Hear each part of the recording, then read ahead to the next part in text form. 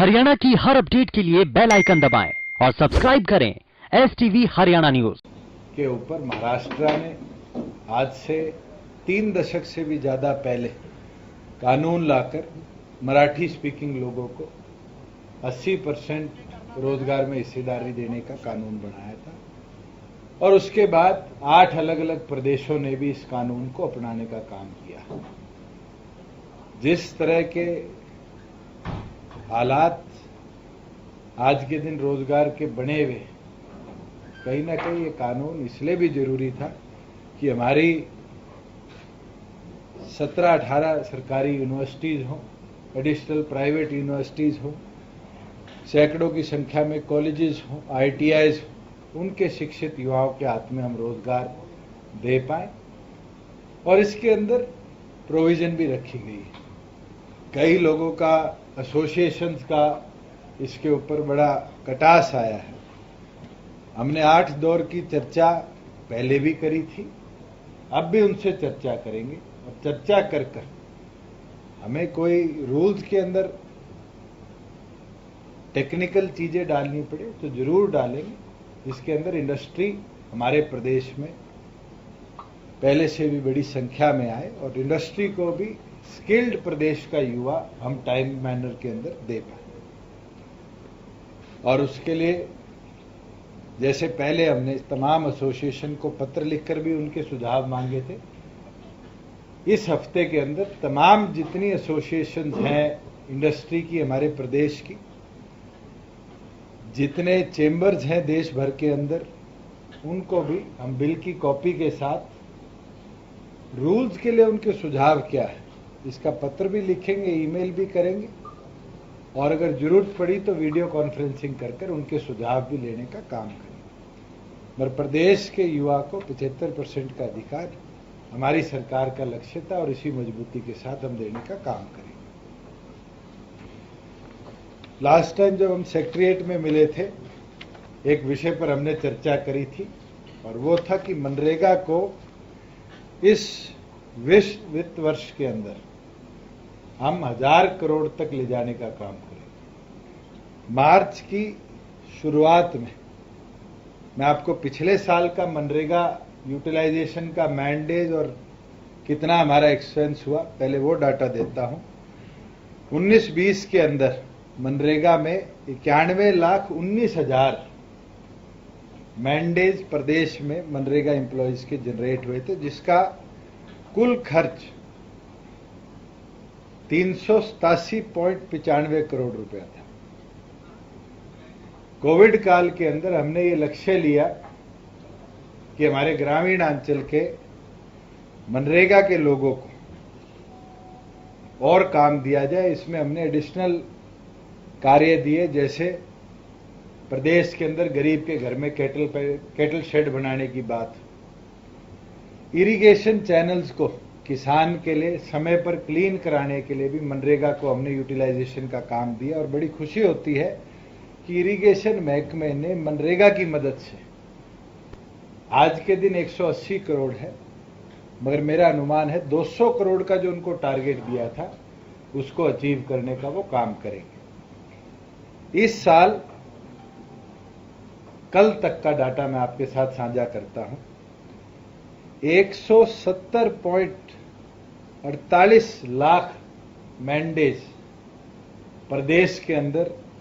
हमने मनरेगा के लिए यूटिलाइज करे और जिसका कुल एक्सपेंस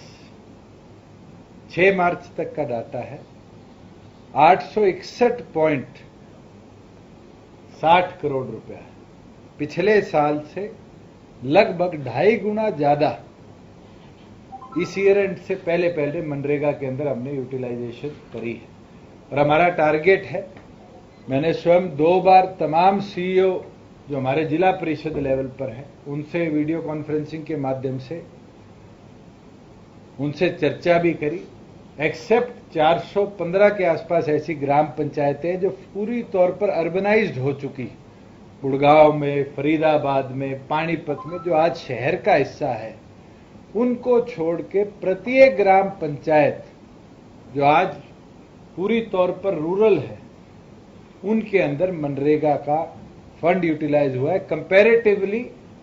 1800 ऐसी पंचायतें थी पिछले वित्त वर्ष में जिनमें मनरेगा का 1 रुपया भी यूटिलाइज नहीं हुआ। साथ में हमने जो पंचायत के handing over taking over process के लिए 15 फरवरी से तमाम फाइनेंशियल ट्रांजैक्शंस पर रोक लगा दी थी, ये आदेश जारी कर दिए गए हैं कि कल से ग्राम पंचायतें सुचारू तौर से अपने काम को दोबारा शुरू कर सकती है, एक प्रतिबंध के साथ कि जो वहां एडमिनिस्ट्रेटर हैं, चाहे वो ग्राम सचिव ग्राम पंचायत में हो या बीडीओ जिला परिषद के अंदर हो, सीईओ उनको मॉनिटर करेंगे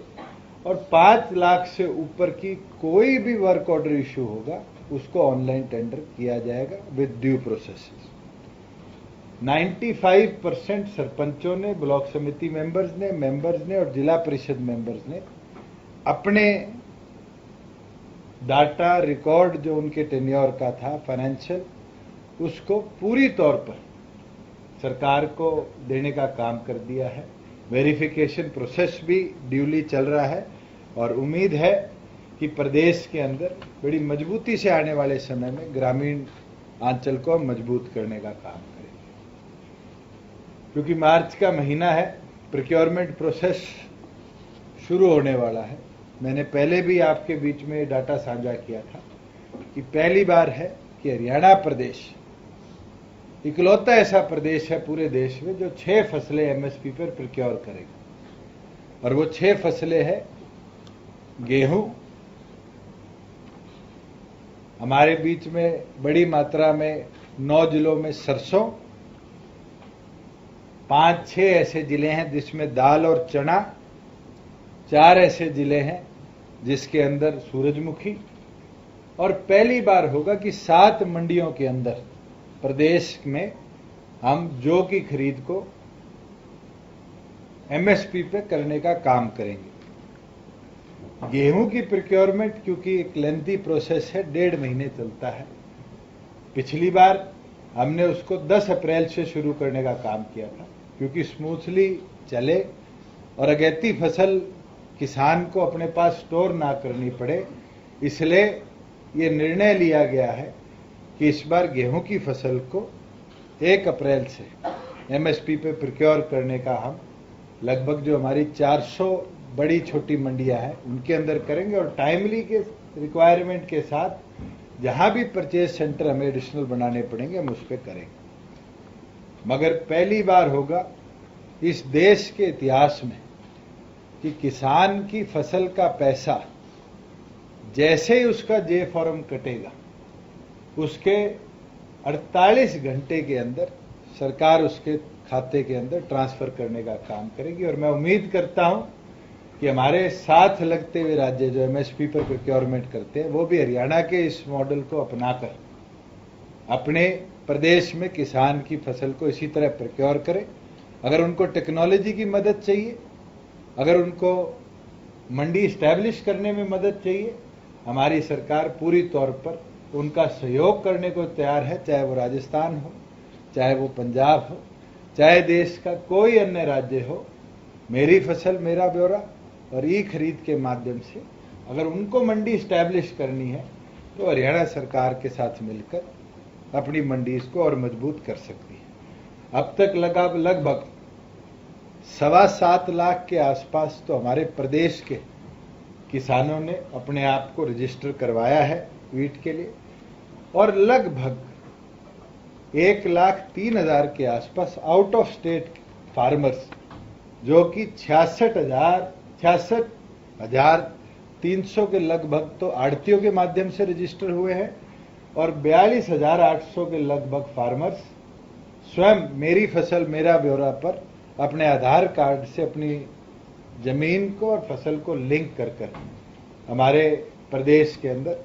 रजिस्टर हुए हैं। और आने वाले समय में प्रोक्योरमेंट का जैसे जैसे काम शुरू होगा वैसे वैसे इन किसानों की फसल को किस किस मंडी में हमने लाना है उसको हम टाइमली लाने का काम करें। एक कल इंफॉर्मेशन केंद्र सरकार से हमें मिली है कि हरियाणा पहला प्रदेश है जिसने प्रधानमंत्री ग्रामीण सड़क योजना का जो फेज 3 का बैच 1 है उसको सक्सेसफुली कंप्लीट किया है। बैच 1 के अंदर हमें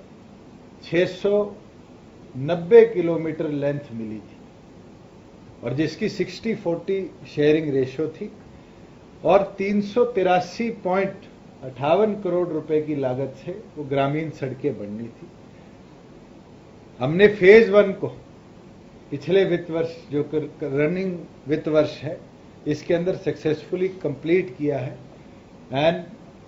हम पहला प्रदेश बने हैं देश के अंदर जिसके अंदर फेज 2 का अप्रूवल हमें कल मिला है और साझा करते हुए खुशी होती है कि लगभग 550 करोड़ 550 करोड़ की लागत से 120 सड़कें प्रदेश के अंदर नई सैंक्शन हुई है जो कि लगभग 1217 किलोमीटर की लेंथ की, जिसमें नई सड़क बनना और साथ ही साथ जो एग्जिस्टिंग सड़कें थी उनकी वाइडनिंग, उनकी स्ट्रेंथनिंग प्रधानमंत्री ग्रामीण सड़क योजना के माध्यम से होगी। मैं आपके साथ साझा कर दूं कि ये टोटल 14 जिलों के अंदर सड़कें मंजूर हुई हैं, जिसमें अंबाला में 9, भिवानी में 17, फरीदाबाद में 2, फतेहाबाद में 14, हिसार में 14, जींद में 3, कैथल में 7, कुरुक्षेत्र में 8, महेंद्रगढ़ में 1, पलवल में 12, पानीपत में 11, रोहतक के अंदर 4, सिरसा में 7 और सोनीपत में 11 सड़कें इस 1217 किलोमीटर की लेंथ के अंदर मंजूर हुई है। पिछले जो योजना थी उसके अंदर हमारे 11 जिलों के अंदर जो 670 किलोमीटर से सैंक्शन हुई थी उसका कार्य हुआ है।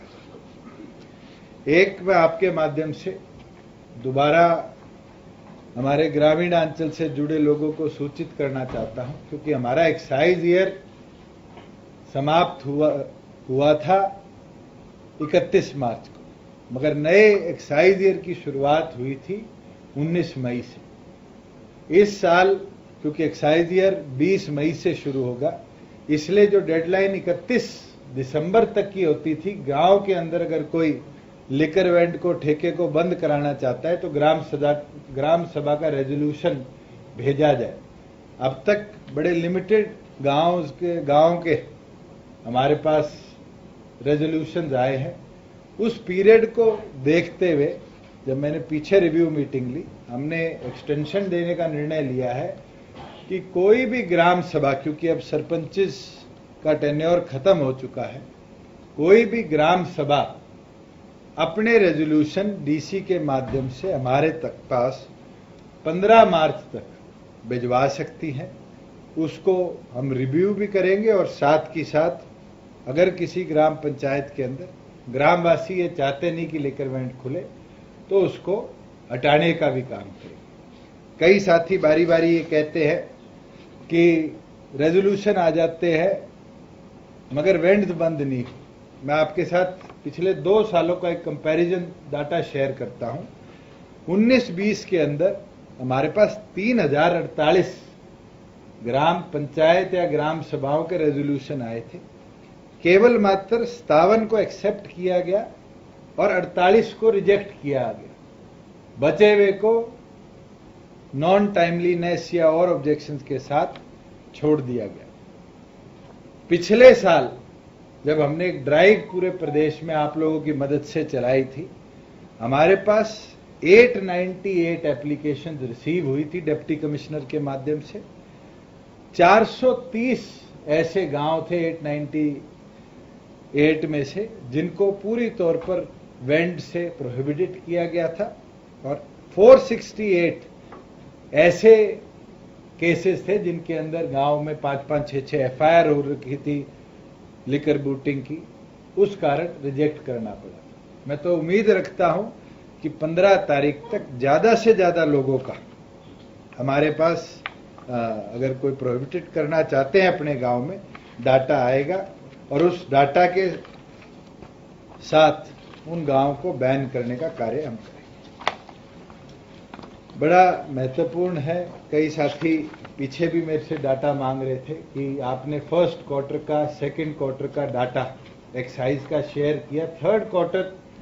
क्योंकि पीछे समाप्त हुआ था फरवरी के अंदर, मैं डाटा आपके साथ शेयर नहीं कर पाया, तो आज आप लोगों के बीच में वो भी मैं आंकड़े शेयर कर देता हूं। लास्ट ईयर थर्ड क्वार्टर के अंदर 142 करोड़ रुपया हमारे प्रदेश में 1421 करोड़ रुपया प्रदेश के अंदर एकत्रित हुआ था। इस साल थर्ड क्वार्टर के अंदर 1734 करोड़ रुपया हमारे पास आया है, जिसका कुल इंक्रीज 312 करोड़ रुपया थर्ड क्वार्टर का है। और सबसे इंटरेस्टिंग चीज ये है कि जो हमारा पिछले वित्त वर्ष का डाटा था